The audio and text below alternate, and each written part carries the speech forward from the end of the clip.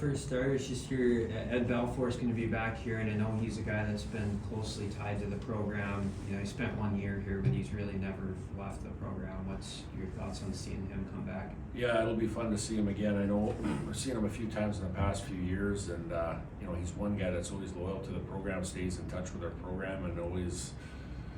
Yeah, he's a loyal North Dakota hockey player, and now he's coming back, and we're honoring him with one more shift. I think that'll be outstanding, and I'm sure he'll want to play the whole game instead of one more shift. But you know, it's going to be great to have him in the audience, and obviously with the '82 team coming in here, that's a big deal. He was on the '87 championship team, but having him come in here is going to be awesome. And again, it goes way back, and I didn't have a chance to play with him because when he came that year on a recruiting trip, that was my last year, and I left, but I got a chance to be with him on that recruiting trip and get to know him a little bit on that, and then obviously through his career here and his career after in pro hockey too. So I have a long history with him, and I'm glad he's coming back to spend some time with him. And the '82 team, they have a bunch of those guys coming back. Just they were right before you came in then?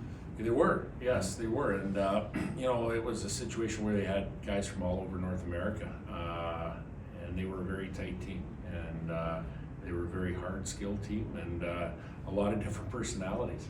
And it's going to be great to see those guys after 40 years. You know, that's what happens when you win championships. Is you know, you're tight always as a group here, but when you win a championship, you're even tighter. And even 40 years later, like these guys get together all the time throughout their walks of life of coming together, and I think that's awesome to see.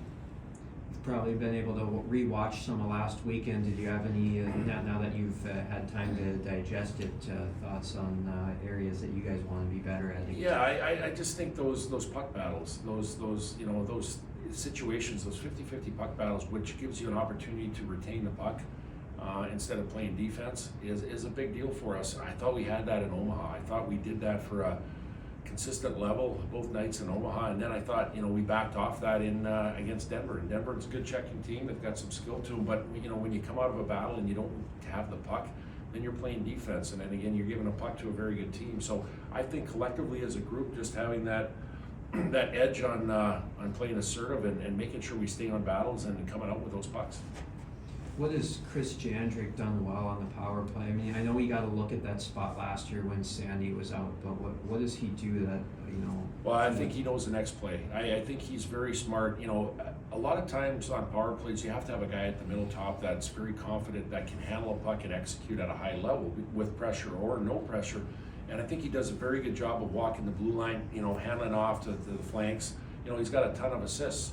But for me, the other part is he's starting to shoot the puck more. And I think that's a situation, you know, we scored a big power play goal the other night because he drug it across middle top and he found his spot and shot. And I think that's one thing he can do probably a little bit more in that game, but in his game, I should say. But at the end of the day, he really is cognizant on the open flanks and relieving pressure, you know, when there is pressure.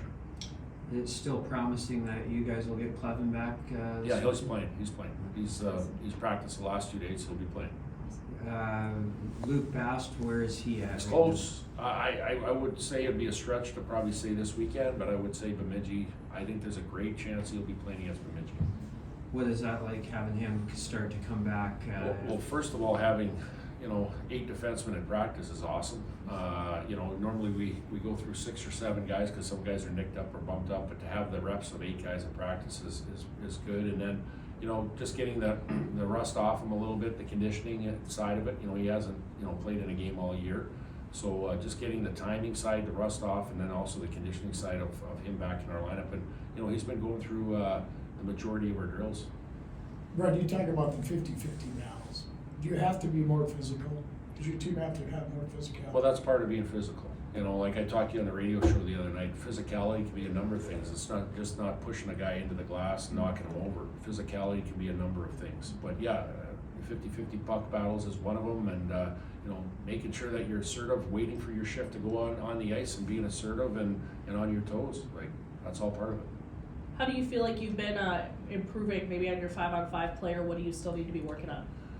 Well, again, like I talked about, you know, Brad said, you know, as far as that 50-50 puck battles, or, you know, those are situations where it gives you a chance to have the puck. And And I thought, you know, against Denver, we weren't in the offensive zone a whole lot of time, and I think that's something that we want to. You got to work on the base fundamental part of getting the puck, which we just talked about, and then once you do it, then you have to be cohesive as a 5-man unit. So we've been working on building the foundation of our group through that, to gaining possession of the puck, and then once you have it, working with your teammates, whether it's on an O-zone entry, whether it's on a forecheck of getting 2 guys around it, not just one. Part of puck battles too, if you have pucks in the corner, you got to have help, and you got to have another guy around it, and you got to have a third guy above it. And those situations where you always have those points of pressure allows the other team to turn pucks over, and then you get it back. And that's the cohesiveness of working together. So, you know, whether it's a defensive zone, which we were working on today, and a little bit of offensive zone too, as far as our forecheck, you got to be working together. But it starts with the intensity of those puck battles. And you're talking about intensity. There's been plenty of that this week in practice, but how important has it been, just the positivity that I've been seeing with the guys too? Well, that's a big thing, right? You know, like there's not too many times we've lost 2 in a row. But again, it's a situation here. How do you start building it and growing it? Well, it's in practice and having that belief. And then again, like, you know, everybody says, well, you'll go on a 10-game winning streak. That, you know, that doesn't happen unless you win the first game. The first game is all that matters. The first game is for how do you build that win on a Friday night to get going again. And that is shift by shift, period by period, and everybody digging in and being positive and doing their job. You had that bump of the road in January of last year. How have you maybe kind of relied on that, just saying, hey, we were able to overcome that, we can do this earlier in the year now? Well, you know what, I'll be honest with you, leaning on your leaders, like, you know, we're in this all together with the coaches and the players, 27 players and the coaches. But at this time, when we need direction, you got to lean on the leaders. And I think it's maybe doing a little bit more on the leadership side, on trying to help somebody out or trying to push somebody.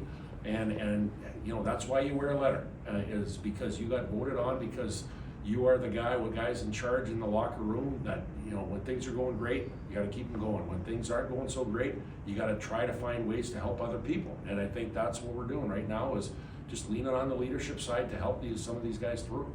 Miami hasn't been here in almost 2 years. What do you got to say about them coming to town? They're going to be hungry. You know, they're going to be a hungry team coming in here. You know, they're looking for their first win. You know, we're looking to get back on track again here. You're going to have 2 hungry teams playing against each other in NCHC competition. And again, you know, you talk about 5-on-5 play. We're trying to build and grow that. And again, specialty teams have to be a big deal. We've been doing a pretty good job on that. Saturday night, we gave up 2 power play goals on the PK. And guess what? They scored a goal at the end of our power play on a breakaway that allowed them to score another goal. So again, being sharp in those areas, which we have been, and then making sure our 5-on-5 play, being on our toes in the serve. Are we going to be expecting the split goaltenders again too? Yeah, well, first of all, we'll go through Friday night with our starting goaltender that we'll name here shortly, and then from there we'll evaluate after that. But both goaltenders are able to play in net. I thought Jacob Helston did a good job coming in, making some tough saves in the second period. And at the end of the day, it's going to be a situation where we're going to build that as well.